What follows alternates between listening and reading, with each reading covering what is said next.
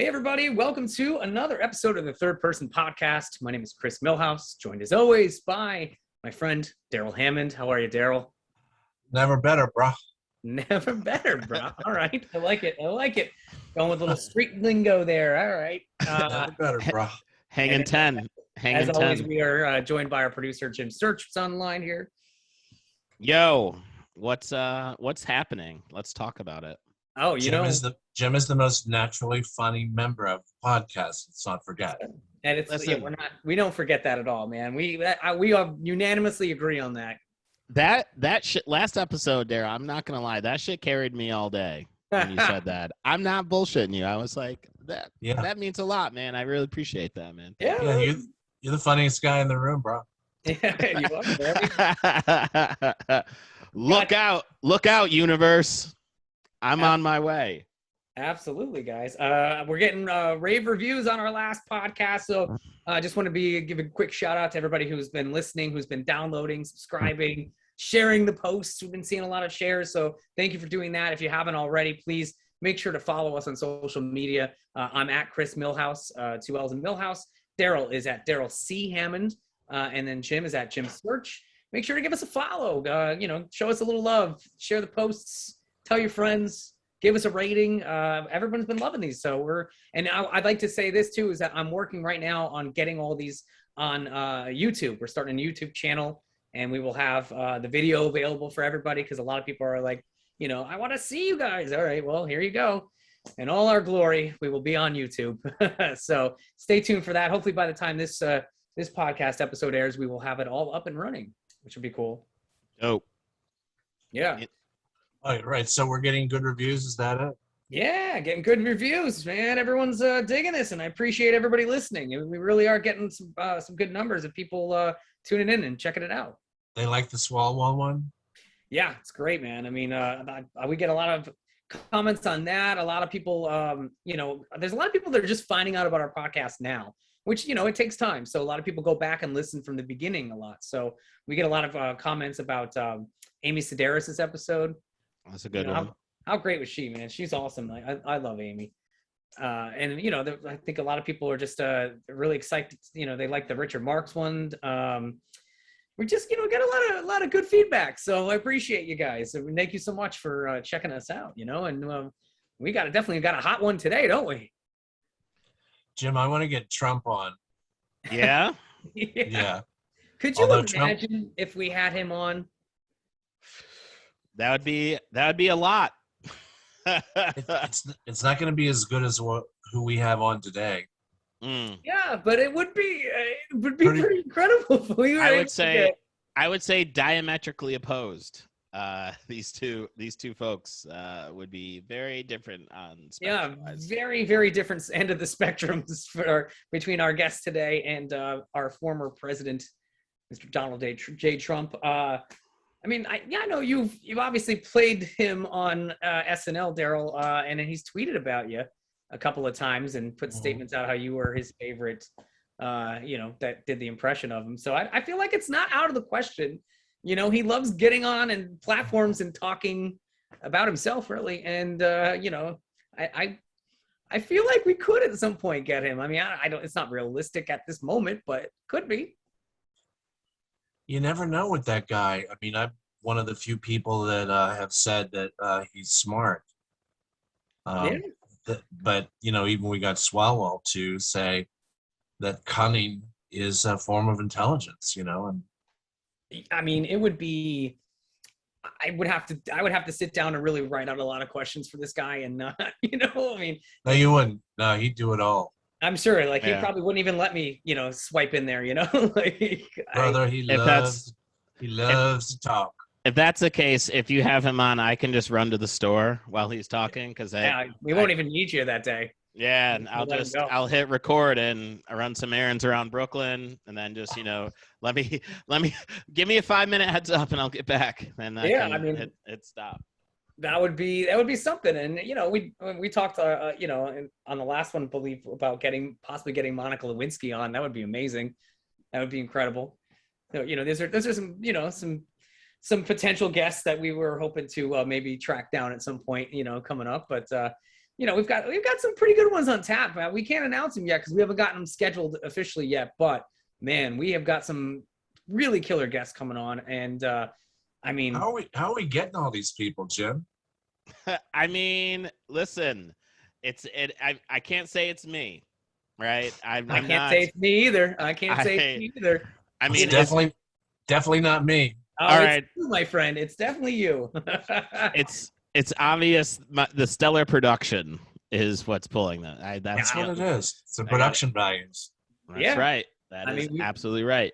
These guests keep getting better and better. And, Darrell, I always refer to you as an SNL legend, and it's going to be cool having two legends on this podcast today because we are sitting down with an absolute legend. An absolute legend. I mean, everything from modeling, everything. A legend in like 6 or 7 different areas. Oh, right. The amount of things that this guest today has done, it's incredible. The fact that we've gotten to have her on, and I'm talking about the one and only Miss Jane Fonda. Jane Fonda. Jane, the legend Fonda. What an incredible guest. I'm so excited to talk to her today. I mean, let me just say this real quick. If you're not familiar with her for whatever reason, you need to be. I'm sure you are because you must be living under a rock if you don't know her. She's had an insane career that has lasted decades. She's won 2 Academy Awards, 7 Golden Globe Awards, 1 Primetime Emmy. That doesn't include all the time she was nominated for all these awards. She sold over 17 million workout videos. I mean, that's not even the tip of the iceberg, not to mention like all her political causes and everything that she strives to help make a better place for the world. Like, I mean, it's just impressive. And I'm happy that you were able to get her on. I mean, the one cool thing about doing this podcast with you, Darrell, is that people love you and people want to have a chat with you. So I'm just here along for the ride today. That's for sure. Man, I ain't done. Man. Let's just keep going. Let's bring Jane on. I mean, I don't think she's not quite ready to come on yet, but I mean, if you guys, if you haven't seen any work recently, I mean, she's got that new show on Netflix. It's not really new. It's going into its 7th season. 7 seasons of a show called Grace and Frankie. It's on Netflix right now. If you haven't watched it, I've seen it. It's brilliant. It's so funny. Her and Lily Tomlin, what an amazing duo those two make. She must have heard all of these superlatives because she is in the waiting room, folks. All right. Well, let's have her join, guys. I'm excited. So let's add on the legendary Jane Fonda. Wow.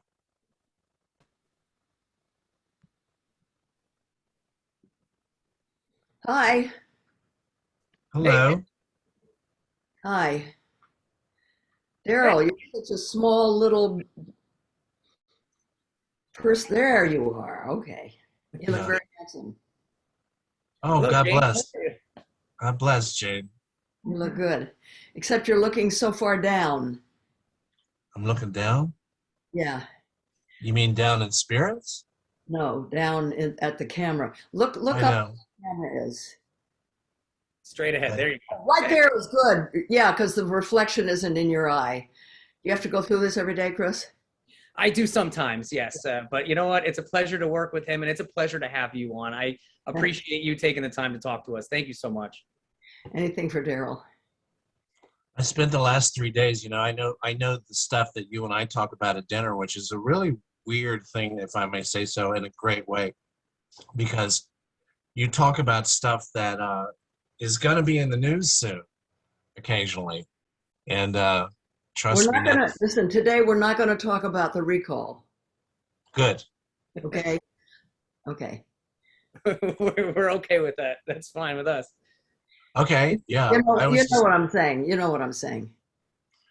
Well, I mean, I've told you things that I don't talk about publicly. Yeah, you have. Okay. I'm sort of very flattered by that. I mean, we should talk about your friendship. You guys have been friends for a while now. I mean, how did you guys all, end up becoming friends together? Have we started? Yes. Yeah, we have. Well, a friend of mine named Regina Scully is a film producer who gets involved always in very interesting documentaries. And she sent me a very early copy of Cracked Up, which I watched in utter sadness and fascination. I was blown away. Also, but one of the big reasons is because guys don't usually talk about trauma that they've experienced. It's very unusual. And so the broad audience of, people in the world are kind of left to think, well, it's just women. And they don't get to see heartfully what men go through. I mean, few have been through what Darrell has been through, but still they don't, the empathy can't be quite there the same. And I think it's important for people to understand that men are traumatized too. I was really impressed, and I sent it to Ted Sarandos at Netflix. And I said, this is, not only is it Darrell Hammond, but it's so unusual important that this is a man who is speaking up. We don't see that. And I'm really glad that it's available. And a lot of people have seen it, because when I tell people that I'm friends with you, Darrell, they talk about having seen the documentary. Yeah. And then many months later, there's a podcast that was about intergenerational trauma, which I'm always happy to talk about. Because also I think it's important for celebrities to talk about things like that, because people don't understand. This stuff gets passed along, So, and then I found out Darrell was going to be on it. And so I said yes. And so Darrell and I were on this podcast together. And one of the things that struck me is that I talked more than he did. Well, that's because, in the very beginning, we were doing like a sound check, technical rehearsal thing. And while there was a break in the technical rehearsal, you just said something to me like, so you're going to give me your phone number, right? And I'm like, yeah. And I was a little taken aback by that. But, of course, secretly delighted. Why people don't ask you for your phone number?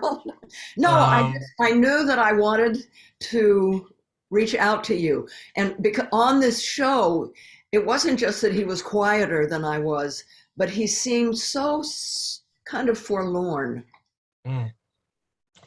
And having known his story now, because I've seen the documentary, my heart was just breaking. And I had recently lost my brother. And I don't know, who also experienced trauma. So I asked for your number. And we've had a few dinners. Yes. Yeah. A bunch. We haven't had one for a couple of months. We were going to have one, and then you thought maybe it might not be safe to eat indoors.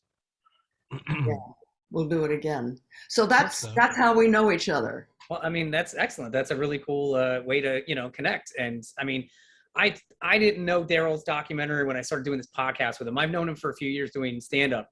I do stand-up as well. So we've done shows and stuff together, here and there. But I never, when he approached me during the pandemic about maybe doing this, we were like, yeah, that'd be great. And then, he told me about his documentary. I said, I didn't hear about this, and watched it. And, I've already told you, Darrell, like, it gives me a tremendous amount of respect for you, just human level, but also, I already respect you on a professional level, but like, it just makes me more appreciative of our friendship and the fact that I get to do this with you. And it was just a really, really brilliantly done documentary. And, I'm glad that it's out there. And I've seen people on social media, the amount of messages they send to Darrell saying that his documentary has helped, that they've felt similar things that he's felt or gone through similar things. So it's really cool, because I'm glad that he's done that, because if for no other reason besides telling his own story, he's helping other people, right. And just having that out there really does resonate. Yeah, there's no other reason to tell your story. Yeah, absolutely. But unless you feel that it can help other people. Exactly. So, I mean, it's really cool when I see all those messages, and they're all outpouring of love. I've seen thousands of messages that on all his stuff, like people just leave it on his Facebook or whatever, and I'm like, wow, this is just incredible. So, Darrell, be glad that you did it. I know you are, but be happy, because it really is something tremendous. Well, I mean, my thing was the crime wasn't, the real crime wasn't the crime. The crime was being expected not to talk about it. And I think that, Jane, you probably know a little bit about that. When you started working with Dolly on 9 to 5, and women in the workplace who were not having their stories told about being grabbed on the ass and underpaid, right? And boy, is that a good movie. Supposed to keep our secrets, it's true. And, the great psychologist Alice Miller, the title of her book was Breaking the Wall of Silence is one of the books. And I'm sure you've read it, Darrell, You sent it to me. Yeah, I sent it to you. Okay. Yes. Yeah, I just couldn't wait, until my mother had passed and I wasn't under full contract with Lauren at the time. And I just thought it was a good time. I've always wanted to tell this story because I'd been expected not to tell it. And that's a shitty feeling, Yeah. Yeah. Yeah, well, I mean, you started. There's always this interesting question that I'm sure that we all ask. If we had not had trauma in our lives, would we be talented anyway? It's hard to know the answer. I know that I don't think that Meryl Streep has had trauma. Yeah. So where did all that come from? I don't know, but she kind of proves that it's not true. You don't need to have trauma, and she leads a pretty normal life, I think. There's a great book called Talent and Genius, a psychoanalytic reply to Sigmund Freud, in which Freud says that roughly 25% of the geniuses in the world are healthy people. They don't have addiction. Yeah, it was an interesting stat. And I've known, I think, a few, working at SNL, and just really didn't have bad habits, but just kept churning out the Emmys, And you've been nominated for 40 major awards. You've never even talked about that. Well, somebody said, I don't know whose quote this is. It's not something that originated with me, but God doesn't come to us through our trophies. God comes to us through our wounds and scars. Wow. I love that. That's really nice. That's a great quote. I know that. And what about that beautiful thing you said with Oprah? What was it? Something like, I'm not supposed to be perfect. I'm just supposed to be whole. Good enough. Whole. I'll take it. When I started writing my memoirs in the early 2000s, once I was single again, I could start telling the truth. And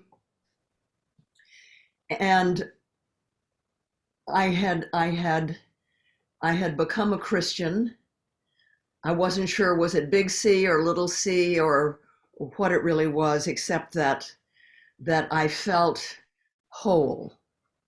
And so I wanted to write my book really about the journey to wholeness, because my life has been like a lot of women, especially women in the entertainment industry. If you're not perfect, if you're not just the right shape, and you have just the right color hair and the right size boobs, and that nobody's going to love you. And I was kind of brought up to believe that, which is why, I had so much body dysmorphia. And I wanted to write about the journey to wholeness. But because I was reading the Bible, the King James Bible, I was so disturbed that Christ says to his disciples, you must be perfect as our Father in heaven is perfect. And I thought, this can't be true. Then I read a book by William Bridges that quoted the true Aramaic, the language that Jesus spoke. He didn't say you must be perfect. He said you must be whole as our Father in heaven is whole.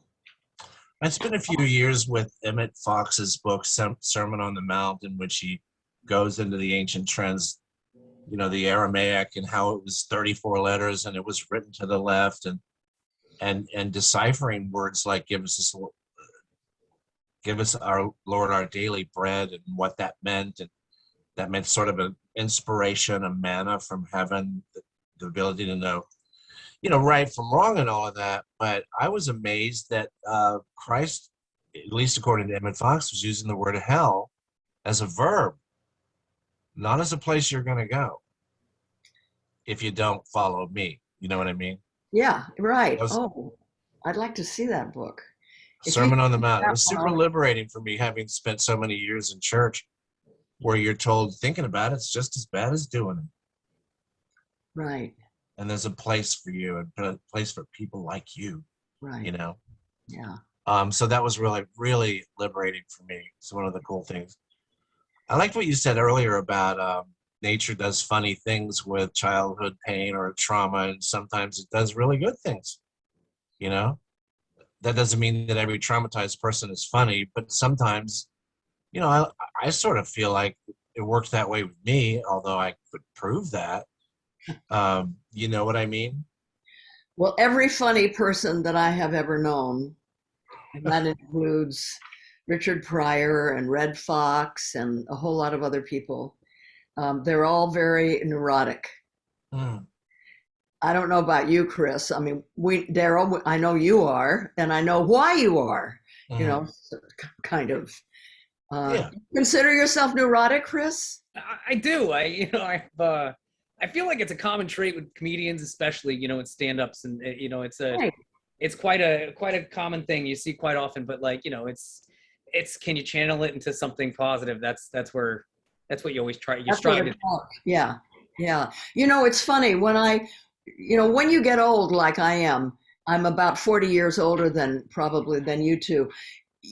One thing that is true is you start thinking a lot about your past. And one of the things I realized the other day that the things that I remember most acutely was when I made people laugh. Mm. And I remember, and I didn't do it often. And it always came as a surprise to me and was always really empowering, which is why I remember it. You know, like Jules Stein, MCA, right? Jules Stein. Yeah. I made him laugh. I never made my father laugh. Jules Stein laughed because of me in front of my father. That's one of my great memories. So I think that maybe, you know, making people laugh comes from people who are, they're not great in their own skin, not too confident, and suddenly they discover they have this power to make people laugh. And if they're really talented, then they can just keep on with it. But it's a fabulous feeling.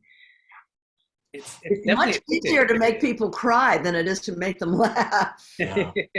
It's definitely addicting. I mean, like, you know, there's a lot of comedians that talk about when their early start and the first time that they get that big laugh on stage and how they're just like, I want that all the time. And that's what makes you, you know, propels you maybe as a comedian to, you know, keep doing that, keep doing better, like, you know, and work on your craft and just, you know, absolutely, like, it's just such an addicting type of feeling, and it's in the best way, you know?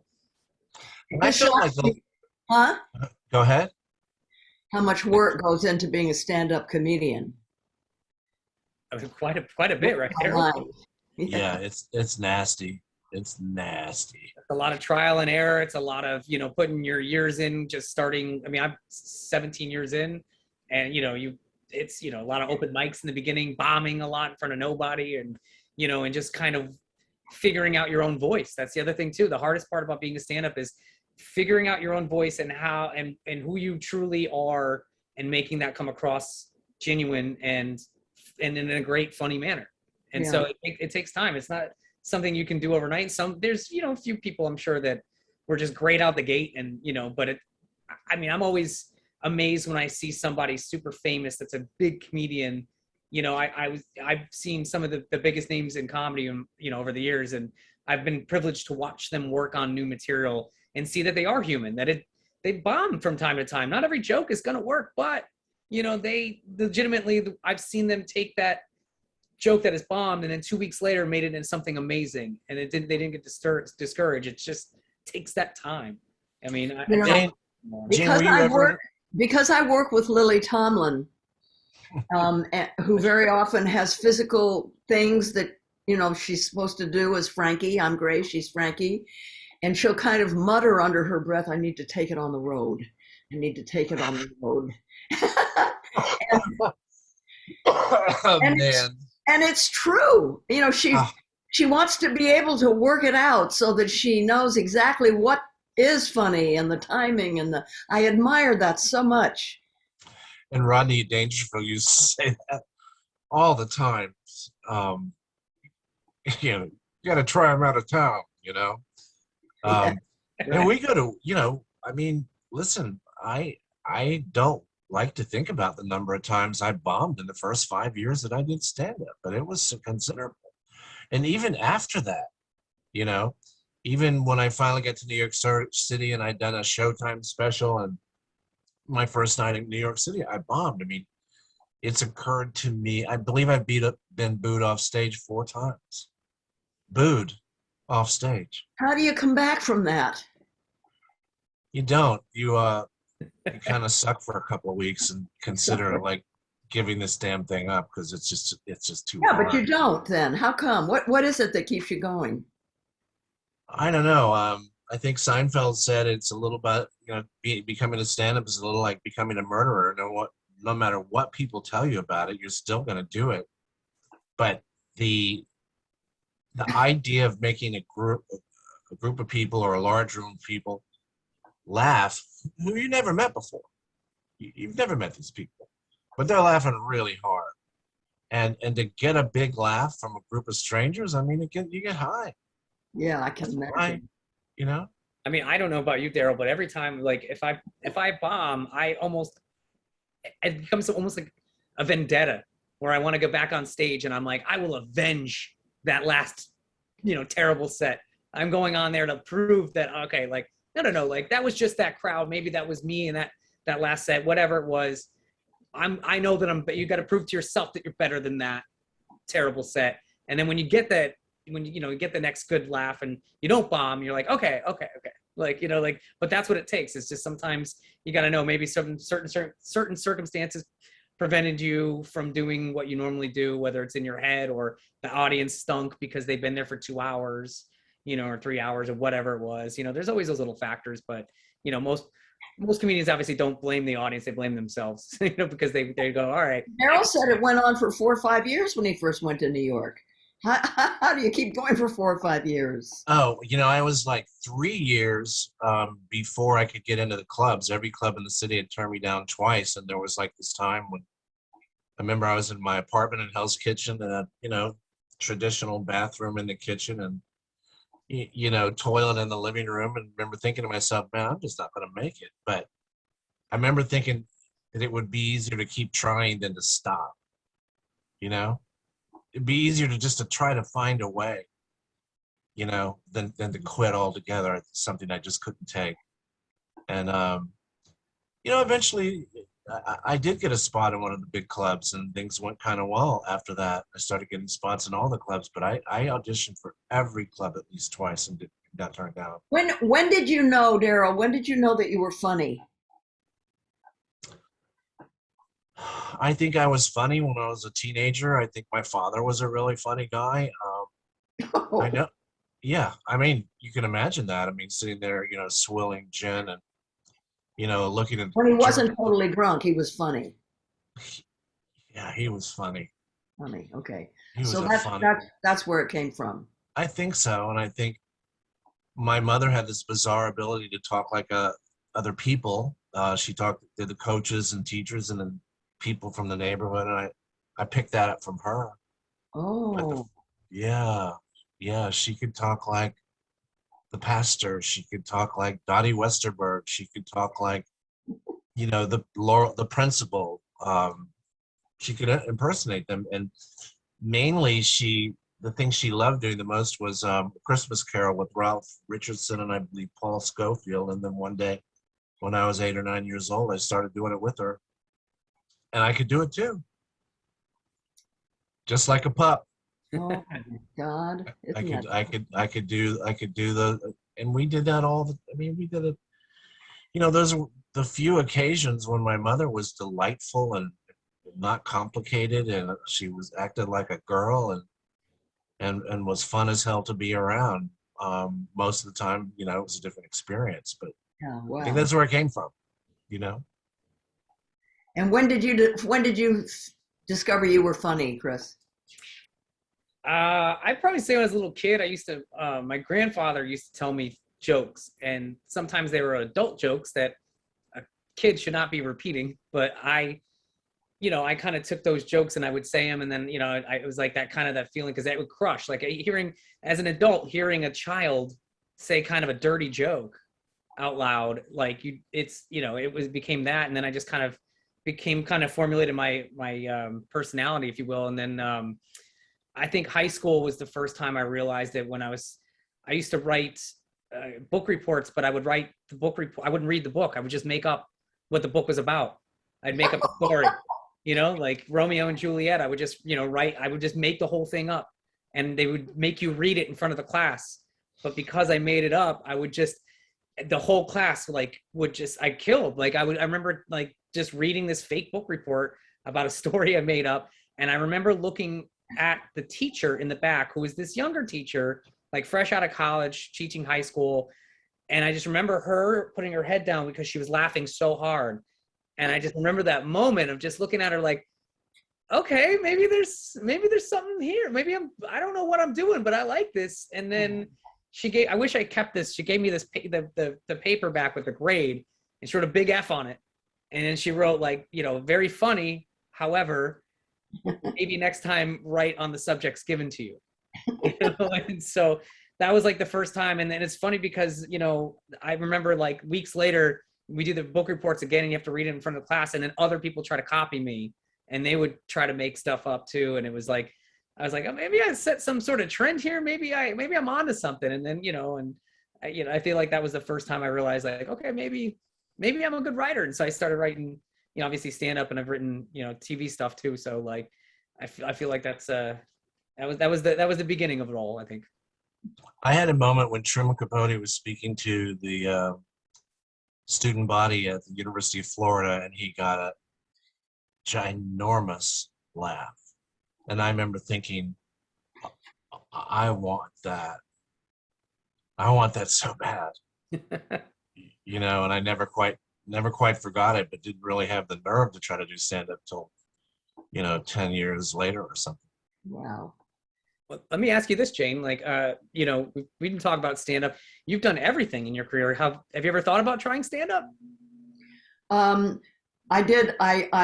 My friend Ben Schwartz let me come on to the Upright Citizen Brigade. Okay. Once. I wanted to see what it was like. Okay. All of the things that I was about to say were about sex, and somebody always got there before me. Everybody was faster than me. Oh. All of my things were sexist. And I was ashamed of that, but I never, my brain would freeze. I just couldn't do it. I couldn't do it. Wow, okay. But was that the only time you approached it? Did you ever try it again? No, but I do a lot of public speaking, and over the years, I have developed lines that get laughs. For example, okay. When I talk a lot about forgive me, toxic masculinity and what it is about the way we rear boys that cause men to be so worried about their manhood, and how important an issue it is because we elect people who have this problem, like Lyndon Johnson, who told his biographer that he didn't feel he could pull out of Vietnam because Bobby Kennedy would call him an unmanly man. Pause. How many American men died because Johnson was afraid of premature evacuation? I'm sure that did really well. That's a great line. That is a really great line. It's a good line. Yeah, it gets laughs. I love it. I look forward to it every time I make a speech about that subject. And I have a few other things that can make people laugh. But it's interesting you should say that about. It's interesting you should say that about when we were growing up in the Bible Belt in Florida. I mean, we were all from Georgia, but I mean, that whole thing of playing football, and when I tried to play football and I didn't like, in fact, I really hated hitting people, and worse, I hated being hit.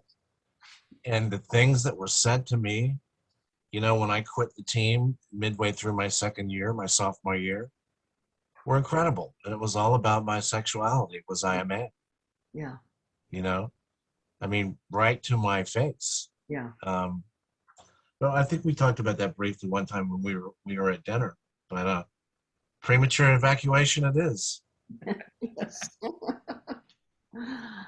I mean, not to switch the topics too much, but I mean, we were talking for a second there about your co-star Lily Tomlin.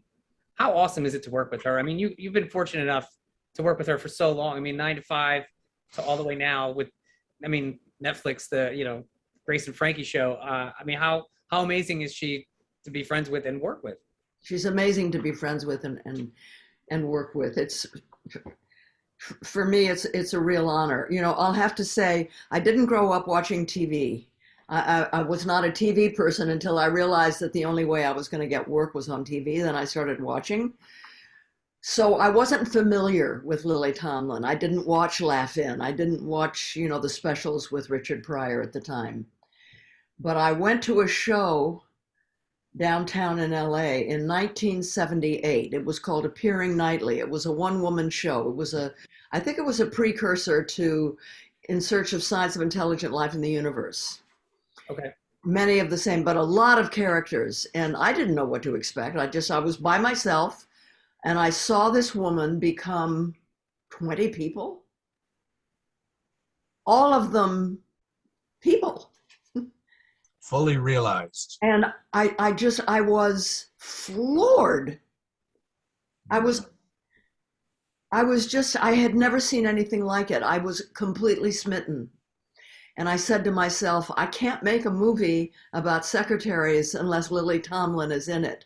And as I was driving home from the theater, I turned on the radio, and it was Dolly Parton singing Two Doors Down. And I thought, oh, Lily Tomlin, Jane Fonda, and Dolly Parton?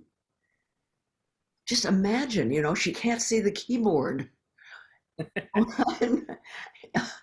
That would be, she'd never acted, she'd never been in a movie, but just the visual, I knew it would be a great movie. It took me a year to convince them, but that was my first experience at Lily Tomlin, and we remained friends. And now, being with her for 7 years in this, it's really, she's getting a big award from AFI that I'm going to be giving her tomorrow, and I've written up as I was writing up what I wanted to say about her, I talk about how she really gets granular with her characters. She goes deep, and she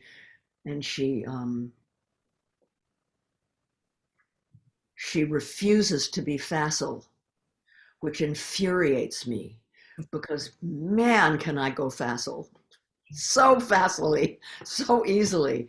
We're all tired. It's 2 a.m. Boy, can I go facile. Not Lily.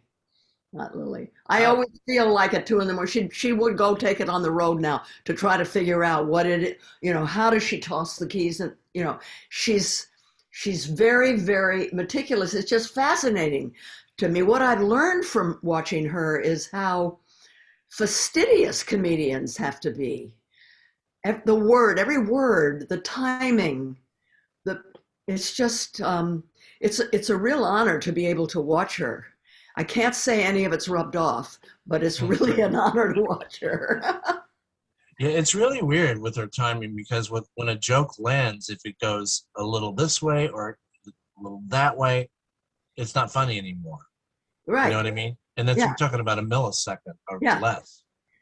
And then there's her face. I was just watching the dailies yesterday, the rushes, just for audience who might not know what that means. It's you get to watch the next day the stuff you shot the day before. So I did that yesterday in a scene that we did that's very funny. But most of the time, what made me laugh was just these tiny little changes in her face and the timing of it. Oh my God. And Bob Newhart is my neighbor. You know that, Darrell. And again, because I'm not a TV person, I never used to watch the Bob Newhart show. So I have now watched every single Bob Newhart show, from the original with Suzanne Plachette in New York through afterwards when it was the Newhart show and he was somebody called Dick in Vermont. And timing, the timing is just, it's such a lesson to watch, pause, lower the eyes, blink the eyes a few times, and then look back. I do, it doesn't work. But there's something about the way, a great comedian like that can do the tiniest little thing. Mm-hmm. And that's all he does. And it's very small. Yeah. Sometimes smaller is larger. Sometimes smaller is better. Totally. I know. I wish I could learn that. Yeah. I mean, what I've always discovered is when I get in trouble up on stage, my tendency is to get louder and go faster, when the remedy is to get smaller and go slower. Make them lean in. Make them lean in and grab and get a hold of them again. Yeah. Yeah. Yeah. You think about stuff like that, Chris?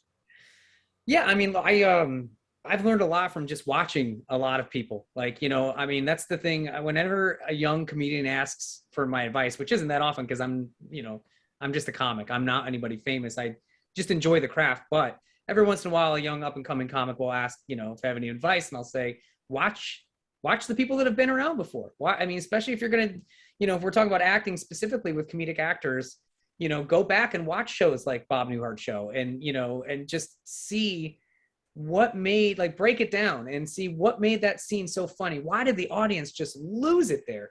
Was it the writing? Was it the facial expressions? Was it the pause? Was it the timing? Like, chances are it's all of those combined. It's everything all at once. So, the thing I've learned the most is, like, just to study people that I know are great. And, when I first moved to LA, I was living in LA for a long time. Now I live in New York, but like when I first moved to LA, I watched some just absolute, incredible comedians in the back of the Comedy Store. And I'm this young comic. I don't know anybody. And I just sat there and I was like watching these greats. And I had this moment going, I don't know what I'm doing. I'm not doing that, and but it made me learn, and it made me want to, get to that, I still strive places where comics can go to learn how to do it. Yeah, I mean, people need to, like, people can go and hang out in the back of comedy clubs. Comedy clubs. Is there a school? You could take classes, but a lot of times those classes are usually from teachers that aren't the best people to be teaching, in my opinion. I'm not saying all of them. There's some really great classes you could find, but they're hard to find the right teacher.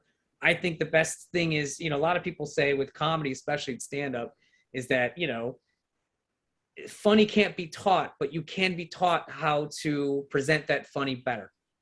So there's ways you can always learn. And I mean, for me, it was just, besides trial and error and doing open mics and going and doing as many shows as I could, it was a lot of just watching greats, and sitting in the back of comedy clubs any chance I could get, and just sitting there and just going, okay, like, this is just incredible where he went from this joke and that, watching, just some absolutely amazing, comedians over the years. So, that's how I, get. What about you, Darrell?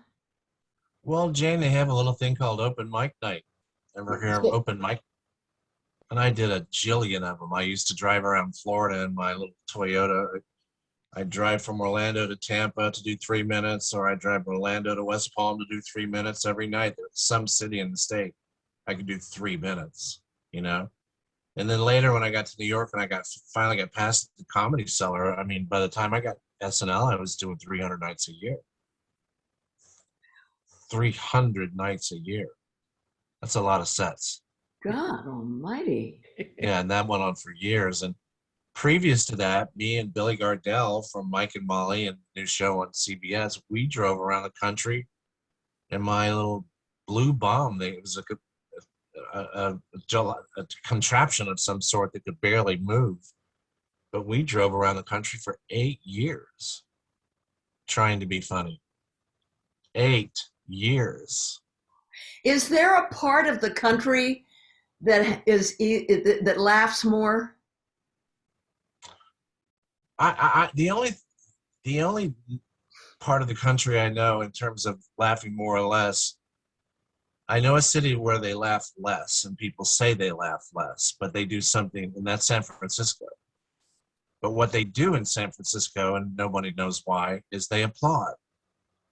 Lots of polite applause, but they never, I mean, not for me. I mean, we talk as comics, we talk in terms of I got 70% of the room or 90% of the room or 100% of the room. You want up around 80 or 90%. And I had become pretty proficient at landing near that mark. And then I went to San Francisco. I was getting 40 to 40 to 50% of the room. Oh. And that's every show I've ever done there, but a lot of applause. Just different. And I don't know what that is. I don't know what that is. So there's no north-south kind of comedy axis. What does that mean? I like the South laughs more. They're more uninhibited. I'm funny. I am funnier in the South. There's no doubt about it, because I know those Southern people. Yeah. I know everyone in the audience. I know your granddad real well. Yeah. And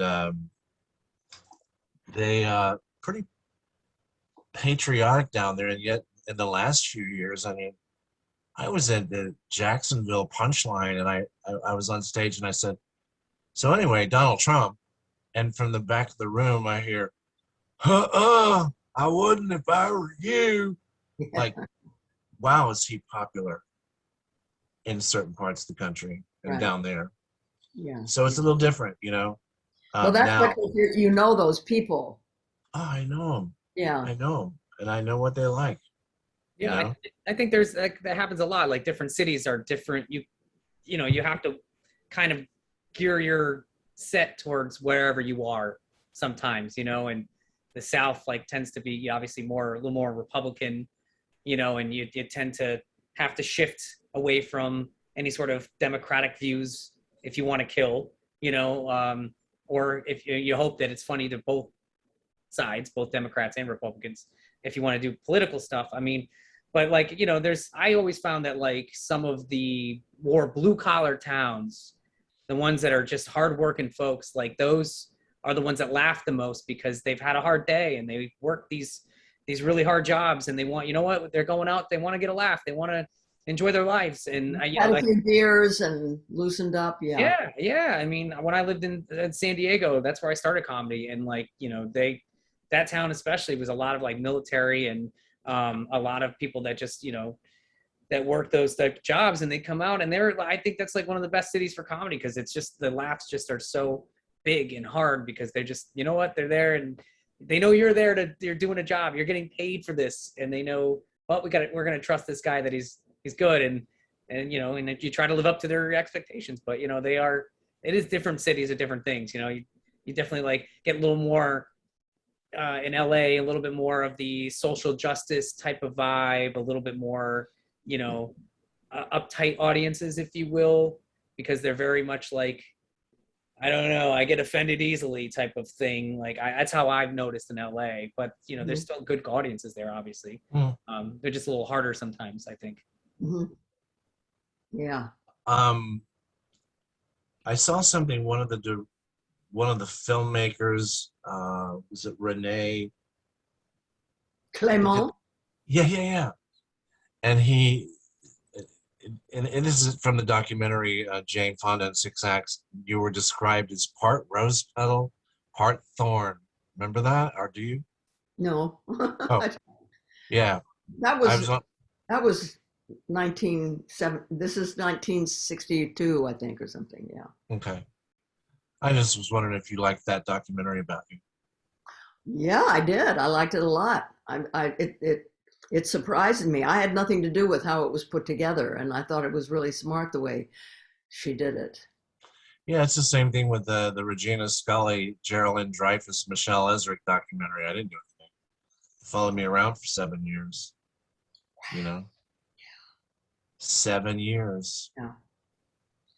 It took 5 years for me to be able to walk back into the home that I grew up in, you know, well, 5 or 6 years. Yeah. That's why it took so long. They were waiting for that shot, you know? And yeah, so I guess it came out pretty good, you know? It did. I thought it was really good.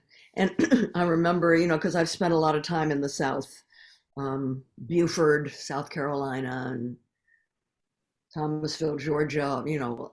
And so when it showed your house and the street that it's on and everything, I know that street. I know those houses. I felt I kind of knew you in a different way because they're familiar to me, those streets. You identified with them on some sort of subliminal level? Yeah, but also I knew kind of the socioeconomic group that we were talking about. Mhm. And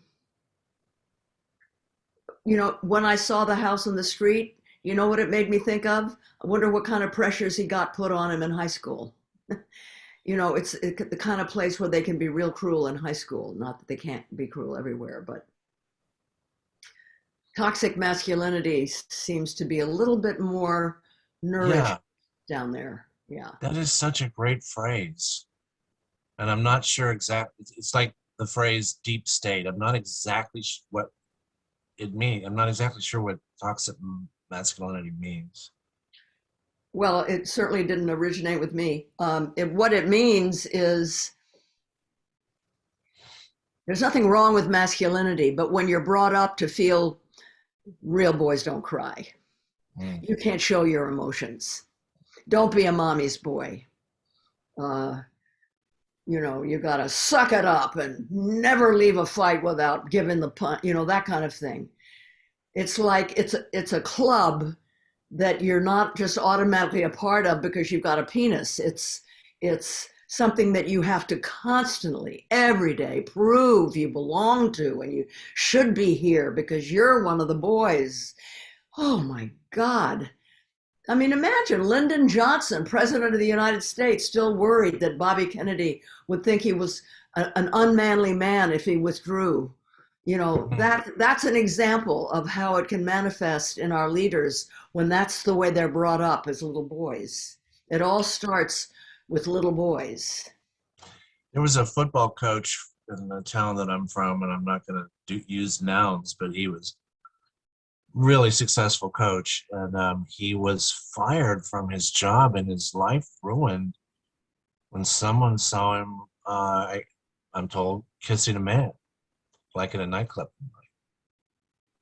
and that was license and inspiration to destroy this guy.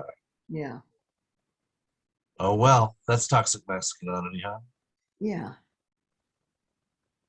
So all the comics say that Frankie and Johnny's funnier than ever. You must be having a blast. Grace and Frankie. I mean, something Grace and Frankie. That it's like funnier than it ever was. It is funny. Yeah. But an average day on the set, because Marta Kaufman is the showrunner. Sometimes she directs, but like for example, when she directs, and I'll say a line, and maybe I'll change one word, and I'll say, well, it means the same. Why can't I use that word? Because that word's not funny. Who knew? Yeah. I'm so aware, even now after 7 years, that I don't have that funny bone. I don't know why a word is funny or why a certain rhythm is funny. And if you don't do it that way, it's not funny anymore. And so, I really rely a lot on directors to help me. So not a lot of improvising there, huh? No, I mean, I'm used to more improvisatorial type of approach. No, we don't do that. Yeah, I think Steve Allen wrote a book called How to Be Funny, and he talked about nouns that are funny, verbs that are funny, And I don't think chicken is funny. Why is chicken is funny? Okay. Why? Steak is not. Yeah. I don't know. That's what Lily says. You got to take them out. You got to try them out of town. Yeah. You got to find an audience and try those jokes out. I just remember Gary Goodrow. Once I was doing some skits with him, anti-war skits, and he held up a rubber chicken. Chicken is funny, and people laughed. I never knew why.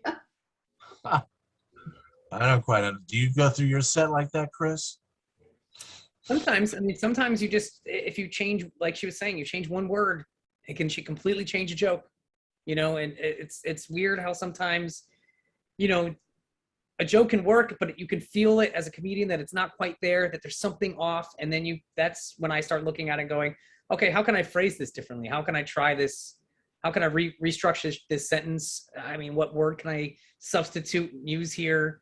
and then you try it, and all of a sudden the bit kills, and you're like, oh, well, it was just one word. It's it's so baffling on how one word can really make such a difference, and that kind of stuff. Sometimes I get so baffled about the material that some comedians use. For example, in an earlier set that Chelsea Handler used to do, she did this whole riff about how she comes downstairs and she opens her refrigerator, and there's something that has a label watermelon, and another thing that has a label lemon halves, and another that has, and then she gets people laughing about the fact, like, she wouldn't know what was in there. She has to have things written out, and people were hysterical. And my things are labeled too. It never would have occurred to me to try to make a joke out of it. I mean, why not put labels on? I don't know. But you guys find ways to make things funny that they're part of my life too, but I never thought that anybody could make them funny. Yeah, but you're funny. It's funny. Whenever I've been sitting around with you, I always laugh. I feel like we have laughs, no? I can't remember. I don't know. Oh, well, it seems like to me. Do you think it's harder to do like a funnier script, like a comedy, than it is? Comedy's harder, definitely. You think that? Okay, that's interesting. Oh yeah. I mean, you've done so much stuff with your career. It's like, I feel like it would all just come so easy to you because you're so seasoned. I've done funny movies. I mean, Barefoot in the Park holds up even today. That's Neil Simon. Yeah. Well, it's one of his best. So when you have brilliant writing like that and you throw yourself into it as an actor, you're going to be funny. But no, I find comedy much, much harder. Do you like the challenge of it, though? I mean, you must have looked at the script for, Honey, I'm glad to be working. I'm 84. I'm glad I have a job.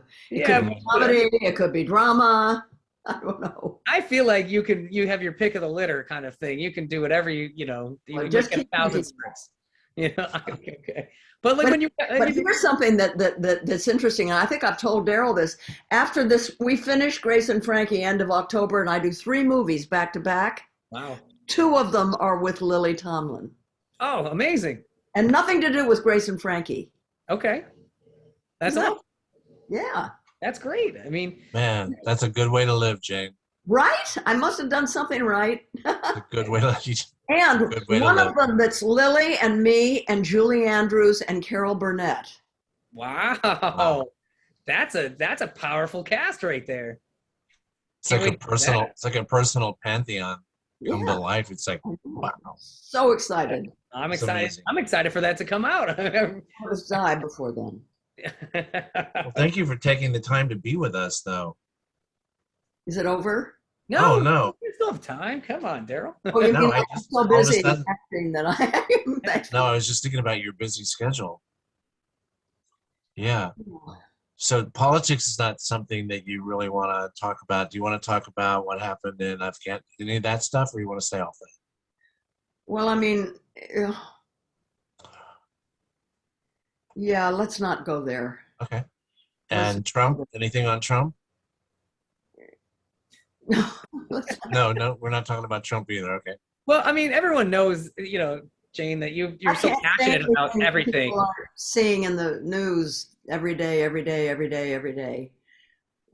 mean, it's a fight for me every day to not get depressed. It's hard not to be depressed. But I'm going to say this, though. I mean, I appreciate how passionate you are about so many things and how much of an activist you've been in bringing, attention to things that need attention. I mean, everything from, what you did back with the Vietnam War to everything that's going on now. I mean, we don't obviously have to get into a lot of that stuff, but I just wanted to say that, I do. The thing that matters the most, appreciate your passion for all that stuff. The thing that matters the most is the climate crisis. Because we have so little time. Yeah. And because if we don't confront that and solve that, we can't solve anything else. No kidding. I mean, what we're living through now is, it's going to get worse every year. It's going to get worse, and that's the new normal. Until it becomes catastrophic. What we want to avoid is the catastrophe. And that means for those who are listening, do whatever you can to get your elected officials to refuse to give fossil fuel subsidies. Do you know that in bipartisan infrastructure bill, there are $25 billion going to the fossil fuel industry? This came out at the same day that the intergovernmental report on the climate crisis came out. I mean, what is this administration thinking? We can't solve the problem. He might as well just come here and set fire to our forests if he's going to give $25 billion to the fossil fuel industry. We have to wean ourselves in 9 years off fossil fuels. Everybody that's watching, that's what we have to do. Whatever you can do to pressure your elected officials to get us over fossil fuels. It's really a concern. I mean, everything that's going on in the world, and it baffles me sometimes too to see these people that are climate change deniers and say that, no, it's not. Every year we're seeing things get worse and worse, and it really is such a big deal that I'm always surprised that more people don't take it seriously and or are trying to fix it, trying to change things. So I mean, the fact that you're so passionate about that and bringing that to light is a big deal. It really is. I mean, you're doing a lot of things that other people wouldn't.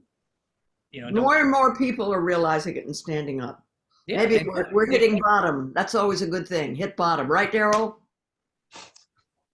Yeah. As long as you're prepared to then rise from the bottom. Words to live by, Jane. Words to live by. Absolutely.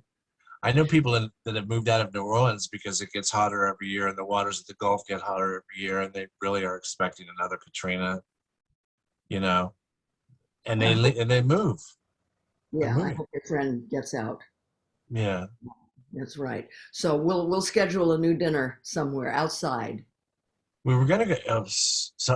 We were gonna go to El Coyote, but that's all. They don't have outside. Well, they do. I found out. So we're gonna go there. Okay. That's a good place. I've been there. I've been there a couple of times. It's not bad. It's good. The food is really good. Yeah.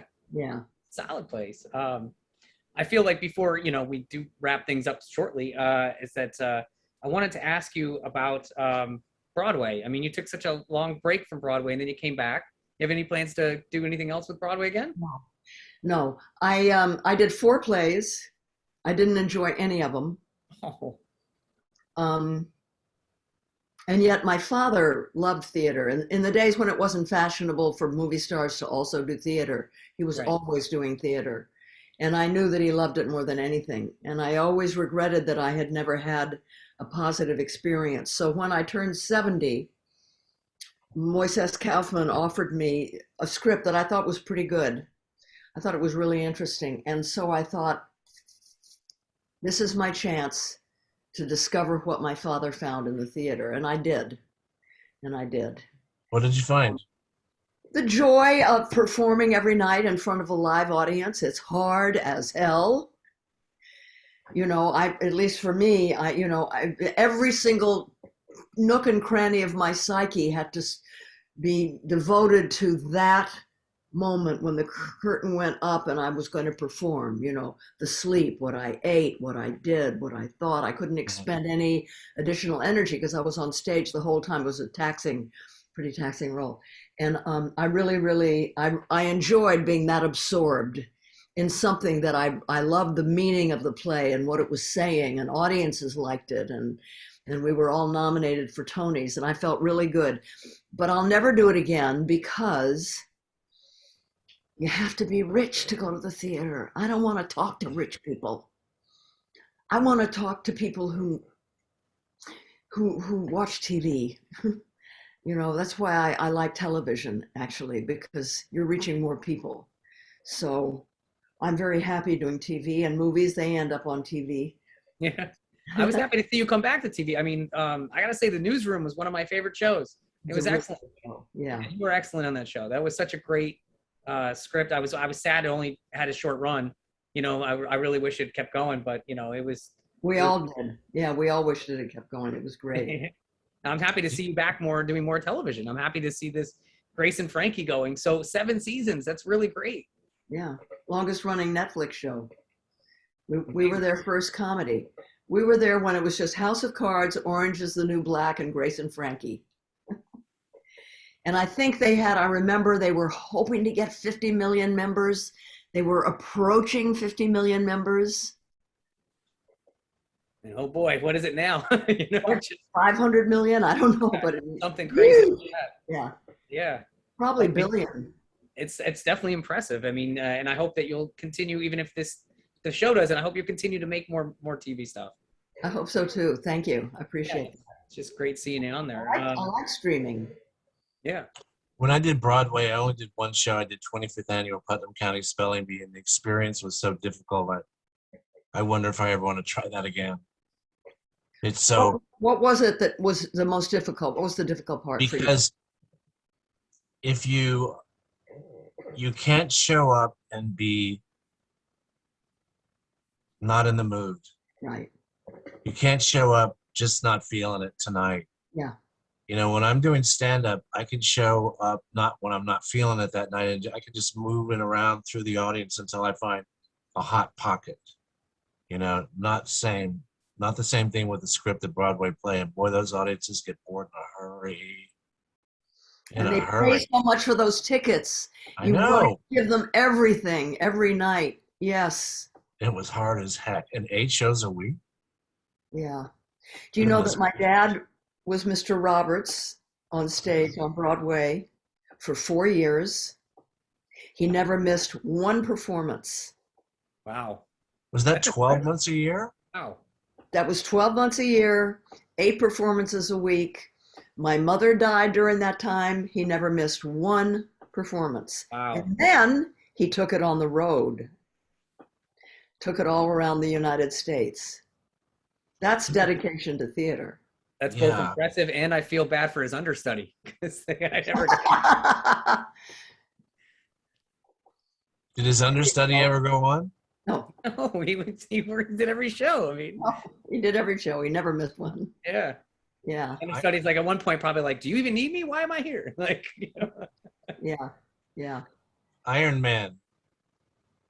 Yeah, really. I was an Iron Man. So, you know, people would say to me, oh my God, I don't know how you do it. 5 months, 8 shows a week. And I would just think, yeah, you don't know what my dad did. Come on. I did 6 weeks, 8 shows a week. And boy, I was happy to be out of it. It was hard. Happy when it was over. Okay. Yeah, when it was done. And I'd done a reasonably good job, but I had James Lapine working with me. And you know, he's a great director. He got stuff out of me that I wouldn't have expected to be there. And you know, when I did the play about my book at La Jolla Playhouse with Chris Ashley directing, the same thing. I was like doing acting scenes. You know, I had done a couple of Dick Wolf shows and was reasonably okay in one of them. But I remember looking at the footage and going, Dick Wolf is the star of this scene. He edited 100 takes and pieced it into something that was representative, you know. So I'm always getting help by strong directors and producers. It certainly helps. Yeah. Can I ask, what was, do you have like the favorite thing you've ever worked on? You had such a great career. I don't know if there's something that stood out where you're like, you know what, that movie, well, my favorite character that I ever played, I won an Emmy for it. It was on ABC TV in the early 80s. It was called The Doll Maker. I played The Doll Maker. I played a hillbilly from Appalachia during the Second World War. Was it a similar character to your character in A Period of Adjustment? No. Did you have an accent in A Period of Adjustment? I can't remember. Yes, that's my favorite thing I ever saw. You do. Really? I think so. When you say the line, I'll get my head back. The only comedy that Tennessee Williams ever wrote. Is that right? Wow. Yeah. Oh, I didn't know that. Oh, it's a heck of a script. Yeah. A brilliant writer. When you have the line, when you say, I'll get my handbag myself and storm. All right, I'll get it myself. Unbelievable. Oh my God. I thought to myself, I'm glad I've never been on the receiving end of a salvo like that. Wow. No, this other character, she was illiterate, you know, she chopped her own wood and cooked her own possum, and I did all of that. And I loved her. I loved her. I loved the whole experience of becoming her and researching her and doing her. Yeah. Well, I loved it too. I think so, Chris. I was gonna say, I think the only thing that we have left to see from you is just another famous Jane Fonda workout video, right? We gotta expect one of those. No, don't hold your breath, Chris. I did that video. So great. I remember those were so great. I used that video for like a year. I made 23. Well, I don't know which one you mean. Oh, I only bought one. I grew up in the 80s. I saw those videos all the time. They were always so popular. Everyone loved them. Everybody had them. Well, they worked. Yeah, they did, right? Like people got in shape. I'm sure people would tell you all the time, like, I did your video. It launched an industry. That's why I'm a non-engineer in the Video Hall of Fame. Wow. Right. Okay. Very proud of that. Another feather in Jane Fonda's cap, Chris. Absolutely. And then, my last question I'd say to you is that, do you have any stories that maybe people ask you, like, oh, what's like a fun story of maybe behind the scenes, something that you've done with, maybe, a TV show or movie or something that maybe people don't know, like something funny or something just in general, like, oh my God, I can't believe that happened. The problem with Jane is Jane's stories involve super famous people. I think the problem with Jane is it's just had so much, she's worked so much that it's just an incredible career. Well, the problem with it is that I've told all my stories and I've written about them. But I'll tell you my Barbarella story. Yes, please. The cinematographer for Barbarella devised a set. It was the set of the spaceship, which normally, it's on the ground and it's on the ground. And he tipped it up so that it opened up to the ceiling of this huge soundstage in Italy where we were filming. And then he put a very thick pane of glass over it. And then he had me lie on the pane of glass and he put a wind machine to blow my hair. And they kind of shot in slow motion. And I had to do a striptease. And I hated getting naked. But it was my husband's specialty. His name was Roger Vadim. He'd been married to Brigitte Bardot before me. And I didn't know how to say no. I didn't know then that no was a complete sentence. So I got drunk. I drank a lot of vodka so they wouldn't know. And I did my striptease. And then the next day we go to the dailies. Audience, you now know what dailies are, the film that we're watching that we shot the day before. And a bat had crossed the camera multiple times. Now we're on a soundstage the size of a football field. Mm. The bat had to fly between me and the lens of the camera that was hanging from the ceiling above me. So we had to shoot it over again. So my story is that the opening title sequence of Barbarella, where I do a space striptease, is me lying on a glass on the second day doing the striptease with a hangover. Just so you know. Okay, that's a pretty darn good one. Yeah, no, that's a great story. I mean, these are things that, people don't know because they, it's not common knowledge. It's fun to hear these type of things. And this is why we enjoy having guests like you on our podcast to be able to talk to you about stuff like this. Could I have told you more stories if I'd known that's what you wanted? I'd love for you to tell us more stories. We're out of time. I know a couple of them, but I wouldn't repeat them though. I know you do. You know what it just means? It means, Jane, you have to come back on our podcast again at some point. Okay. Tell us more stories. It's a deal. Amazing. Well, thank you so much for taking the time to be here. I mean, I really appreciate it. And I know I speak for Darrell as well. Thank you very much. I'll tell you what it was like to swim naked with Greta Garbo. I kid you not. Next on the third person, Jane Fonda talks about swimming naked with Garbo. I'm very excited to hear that story. That's for sure. And El Coyote Outdoors. We'll do it. All right. Bye-bye. God bless you. Thank you so much, Jane. I hope to meet you one day in person. I appreciate you being on here. Oh. All right. Take care. Thank you, Jane. Oh, guys, I mean, what an incredible episode. Jane Fonda is just so endearing and just such a beautiful person, I think. Just a great, interesting. It was like you don't have to do any work. No kidding. I mean, it was just fun to talk to. It was like a nice flowing conversation. And the fact that you took the time for you, Darrell, but really, I mean, I'm just here for the ride. I'm along for the ride. Was just amazing to. Did I do okay? Great. I was hoping I'm not, jumping in too much and taking over the conversation. But yeah, she was just.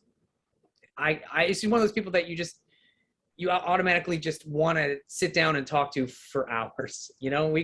I wish we could have talked longer, but she was on a time constraint. So. All right. Well, thank you for providing the platform for us to do that. She's unforgettable, man.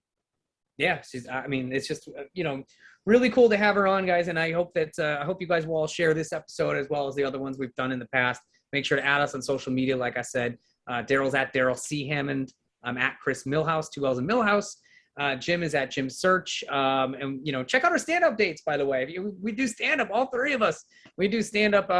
One day we'll do a show all together. But Darrell's doing a lot of shows out in LA and Orange County, all that stuff out there. I'm doing a show, if you're listening and you live in New York City, doing a show at 235th. That's the name of the venue, 235th on September 4th. It's a Saturday. It's Labor Day weekend. Come on out. I'm on the show with Michael Rappaport and Jamie Kennedy. It's going to be a fun show. Get tickets for that at 235th's website, or you can check it out on my social media. I've got a link there. But in the meantime, guys, thank you so much for listening. Thanks so much for sharing. And we're going to be back with another great episode very soon. So we'll talk to you soon.